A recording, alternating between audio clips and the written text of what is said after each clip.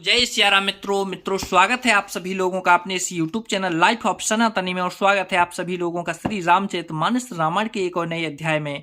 तो मित्रों, जैसा कि आप सभी लोग जानते हैं कि पिछले वीडियो में श्री रामचरितमानस रामायण को अयोध्या कांड में दोहा क्रमांक के 153 पर समाप्त किया था और आज यहीं से आगे बढ़ने वाले हैं।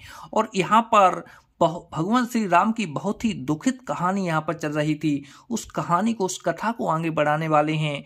तो मित्रों, वीडियो को लास्ट तक जरूर देखें और कथा का आनंद लें। चलिए मित्रों, बिना कुछ देरी के वीडियो में आगे बढ़ते हैं। लेकिन मित्रों, हमारा आपसे बस एक ही छोटा सा रिक्वेस्ट है, यदि आप लोगों ने अभी तक इस यूट्यूब चैनल लाइफ ऑफ सनातनी को सब्सक्राइब नहीं किया है तो नीचे जो सब्सक्राइब का बटन है उसे दबाकर चैनल को सब्सक्राइब करके बेल आइकन घंटी को जरूर दबा लें। चलिए मित्रों, अब बिना कुछ देरी के वीडियो में आगे बढ़ते हैं। जय सिया राम। भयं कोलाहलो अबधे अति, सुने नृपिरा और सोरो, विपुल बिहगी बने परयों निसी, मानव कुल से कठोर। राजा के रावले रनिवास में रोने का शोर सुनकर अयोध्या भर में बड़ा भारी कोहराम मच गया। ऐसा जान पड़ता था मानो पक्षियों के विशाल वन में रात के समय कठोर वज्र गिरा हो।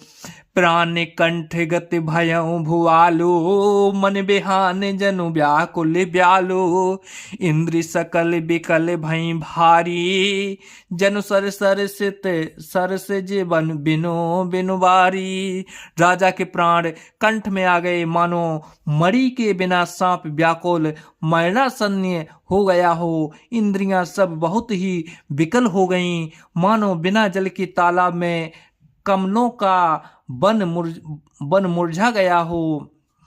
कौशल्या नृप दीख मलाना, रविकुल रवि बंथ यूं जिए जाना, और धर धीर राम महतारी, बोली बचन समय अनुसारी। कौशल्या जी ने राजा को बहुत दुखी देखकर अपने हृदय में जान लिया कि अब सूर्य कुल का सूर अस्त हो चला। तब श्री रामचंद्र जी की माता कौशल्या हृदय में धीरज धरकर समय के अनुकूल वचन बोली। नाति समझ मन करई विचारू, राम वियोग पयोध अपारू, करना धर तुम अबध जहाजू, चढ़ सकल प्रिय पथ के समाजू। हे नाथ, आप मन में समझकर विचार कीजिए कि श्री रामचंद्र जी का वियोग अपार समुद्र है, अयोध्या जहाज है और आप उसके कैरधार खेलने वाले हैं। सब प्रियजन, कुटुंबी और प्रजा ही यात्रियों का समाज है जो इस जहाज पर चढ़ा हुआ है। धीरज धरऊं तपाय पार, धीरज धरऊं तपाय पारो, नाहि न बुड़त सब परिवारो, जो जिए धरज जो जिए धरए बिनय पिए मोरी, राम लखन उसी मिलहि बहोरी। आप धीरज धरिएगा तो सब पार पहुंच जाएंगे, नहीं तो सारा परिवार डूब जाएगा। हे प्रिय स्वामी, यदि मेरी विनती हृदय में धारण कीजिएगा तो श्री राम लक्ष्मण सीता फिर आ मिलेंगे। प्रिया बचन मृदो सुनत नृपे, चित्त आँखि उधारे, तलिफत मीन मलिन जनो, सींचत शीतल बारे। प्रिय पत्नी कौशल्या के कोमल वचन सुनते और राजा ने आंखें खोलकर देखा, मानो तड़पती हुई दीन मछली पर कोई शीतल जल छिड़क कर रहा हो। धर धीरज उठी बैठे भुआलो, कह सो मंत्र कहूँ राम कृपालु, कहाँ लखन कहूँ राम सनेही, कह प्रिय पुत्र बधू बेदेही। धीरे धरकर राजा उठ बैठे और बोले, सुमंत्र कहो कृपालु, श्री राम कहाँ है? लक्ष्मण कहा, हे स्नेही राम कहाँ है? और मेरी प्यारी बहू जानकी कहाँ है?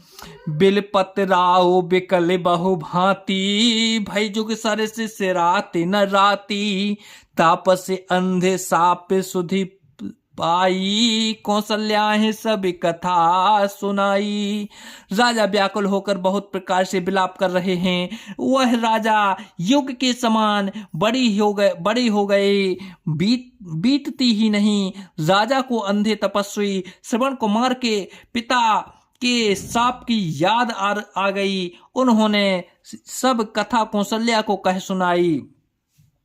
भयउ बिकल बरनत इतिहासा, राम रहित दिग जीवन आशा। सो तनु राखी करब में कहा, जहन प्राण प्रेम पन मोरे निवाहा।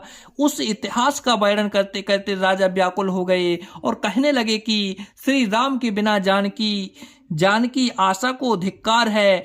मैं उस शरीर को रखकर क्या करूंगा जिसने मेरा प्रेम का प्रण नहीं निभाहा।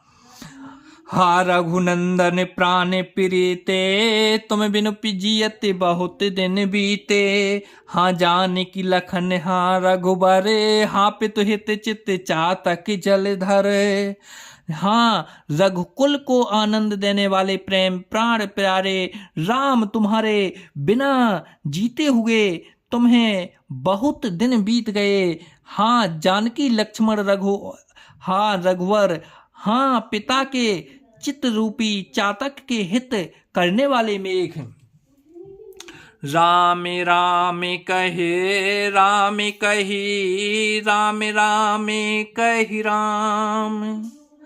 जनु परिहरि रघुवर बिरहे, राव गयऊं सुरधाम। राम राम कहकर फिर राम कहकर फिर राम कहकर और फिर राम कहकर राजा श्री राम के विरह में शरीर त्याग और सुरलोक को सिधार गए। तो जय सिया राम मित्रों, आज वीडियो को यहीं पर समाप्त करते हैं और कल के वीडियो में फिर यहीं से आगे बढ़ेंगे। जब तक के लिए जय सिया राम मित्रों, जय सिया राम।